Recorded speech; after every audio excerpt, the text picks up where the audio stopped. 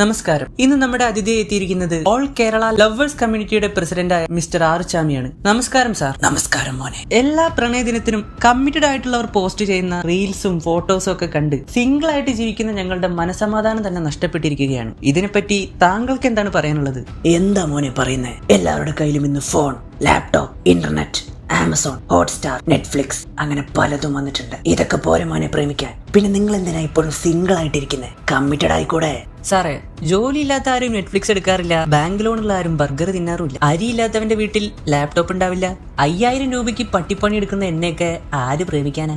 കുറ്റം പറയാനാണെങ്കിൽ പറഞ്ഞുകൊണ്ടേയിരിക്കുക. നിനക്ക് പ്രേമത്തിന്റെ ശക്തിയെ പറ്റി അറിയാത്തതുകൊണ്ടാണ്. പൈസ ഉണ്ടായതുകൊണ്ടോ ജോലി ഉണ്ടായതുകൊണ്ടോ മാത്രം ആർക്കും പാർട്ട്ണറെ കിട്ടണമെന്നില്ല. പ്രണയത്തിൽ പണത്തിന് സ്ഥാനമില്ല മോനെ. അനാർക്കലിയിലെ പൃഥ്വിരാജ് ഒരുപാട് വർഷം കാത്തിരുന്നു. സീതാരാമത്തിലെ ദുൽഖർ സൽമാൻ പ്രണയത്തിന് വേണ്ടി ജീവൻ തന്നെ കൊടുത്തു. കാമുകി മരിച്ചു എന്നറിഞ്ഞിട്ടും അധ്യാപകനായ രാജാര്യൻ അവളെ തന്നെ മരണം വരെ സ്നേഹിച്ചു.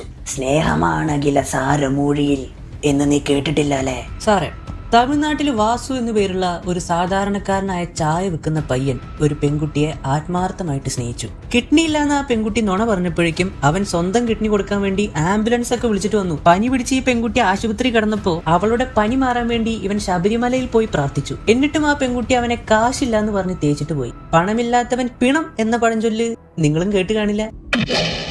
എടാ മോനെ, അതൊക്കെ വെറും ഒറ്റപ്പെട്ട സംഭവങ്ങളാണ്. ലോകത്തിലെ 70% ആളുകളും പ്രണയിച്ചാണ് കല്യാണം കഴിക്കുന്നത്. പ്രണയത്തെക്കാൾ ശക്തിയും മനോഹരവുമായ വേറൊന്നും ഈ ലോകത്തില്ല. സാറേ, നിങ്ങളുടെ മക്കളൊക്കെ പ്രേമിച്ചാണോ കല്യാണം കഴിച്ചത്? അല്ല മോനെ, അവരുടെ കല്യാണമൊക്കെ ഞാൻ മാട്രിമോണിയിലൂടെയാണ് നടത്തിയത്. മരുമക്കളൊക്കെ നല്ല നിലയിലാണ്. അപ്പൊ സ്വന്തം മക്കളുടെ കാര്യം വരുമ്പോ സ്നേഹമാണകില സാരമൂഴി അതൊന്നും ഇല്ലല്ലേ? എന്റെ മക്കൾക്ക് അതായിരുന്നു ഇഷ്ടം. വേണമെങ്കിൽ ഞാൻ തെളിയിക്കാം. പണത്തേക്കാൾ വലുത് സ്നേഹം തന്നെയാണ്. അങ്ങനെ അല്ലെങ്കിൽ അത് നീ ഒന്ന് തെളിയിച്ച് കാണിക്കേ. തെളിവോ? 2 ദിവസം മുന്നേ കമ്മിറ്റഡ് ആയ എന്റെ കൂട്ടുകാരന്റെ ബാങ്ക് അക്കൗണ്ട് സ്റ്റേറ്റ്മെന്റ്സ് ആണിത്. 10 രൂപ പോലും ചെലവാക്കാത്ത അവന്റെ പേരിൽ നിന്ന് 10 ലക്ഷം രൂപയാണ് കടം. പണമില്ലാതെ ഒന്നും നടക്കില്ല സാറേ. സാർ ഇതെവിടെങ്കിലും കണ്ടിട്ടുണ്ടോ? എവിടെയോ കണ്ട പോലുണ്ട്. ഇത് നിങ്ങൾ പഠിക്കുന്ന സമയത്ത് നിങ്ങളുടെ കാമുകിക്ക് കൊടുത്ത ലവ് ലെറ്റർ ആണ്. ഇതൊക്കെ എങ്ങനെ മറക്കാൻ പറ്റും? അതിലുള്ള ഓരോ വാക്കും എന്റെ മനസ്സിലുണ്ട്. എന്റെ കരളെ പൊന്നെ, റോഡിലുണ്ട് ബസ്, എനിക്കുണ്ട് പേഴ്സ്, എന്റെ സോപ്പ് പിയേഴ്സ്, തരുമോ എനിക്കൊരു കിസ്, 4 മണിക്ക് ഡോറ, കുട്ടികൾ തിന്നും കോറ, നീ പിണങ്ങിയാൽ അത് കാണാൻ ബോറ. അതിൽ ബോറ എന്നത് തെറ്റി എഴുതി ബാറ എന്നായിട്ടുണ്ട്. എങ്ങനെ മറക്കാൻ പറ്റും? അപ്പൊ ഇതൊക്കെ നിങ്ങൾ എഴുതി തന്നെ ആണില്ലേ? പിന്നല്ലാതെ. പിന്നെന്താ നിങ്ങൾ വേറൊരാളെ കല്യാണം കഴിച്ചത്?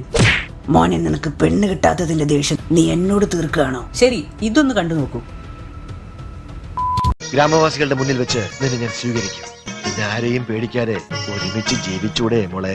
നിങ്ങൾക്കിടയിൽ നിന്നും ഒരു പെൺകുട്ടിയെ എനിക്ക് തരാൻ തയ്യാറാണോ? എനിക്കൊരു ബന്ധത്തെ കാണിച്ചു തരൂ.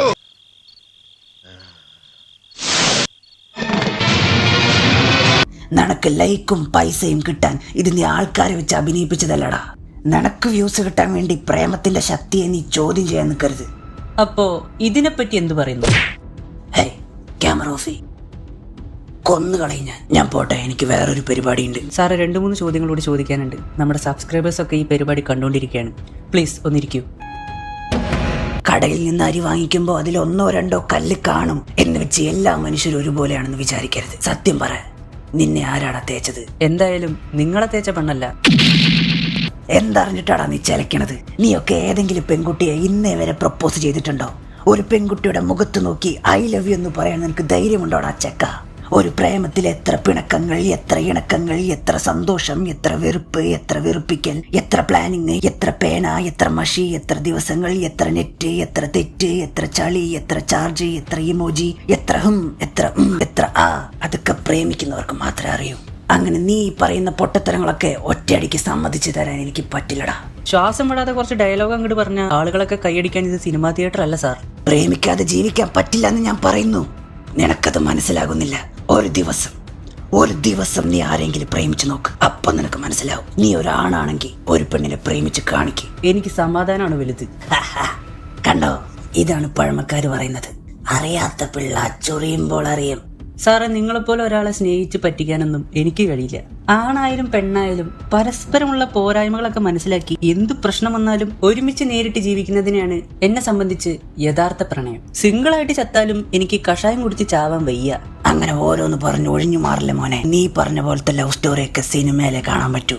അതൊക്കെ അറിഞ്ഞിട്ട് തന്നെയല്ലേ നീ ഇങ്ങനെ കിടന്ന് ചലക്കണത്? പറ മോനെ, നിനക്ക് പ്രേമിക്കാൻ ധൈര്യമുണ്ടോ? ലൈവ് പോയിക്കൊണ്ടിരിക്കുകയാണ്, നിന്റെ സബ്സ്ക്രൈബേഴ്സ് എല്ലാവരും കണ്ടുകൊണ്ടിരിക്കുകയാണ്. ശരി സാർ, നിങ്ങൾ പറഞ്ഞ പോലെ നമുക്ക് ഇന്റർവ്യൂ നിർത്താം. ആ, അതാ നല്ലത്.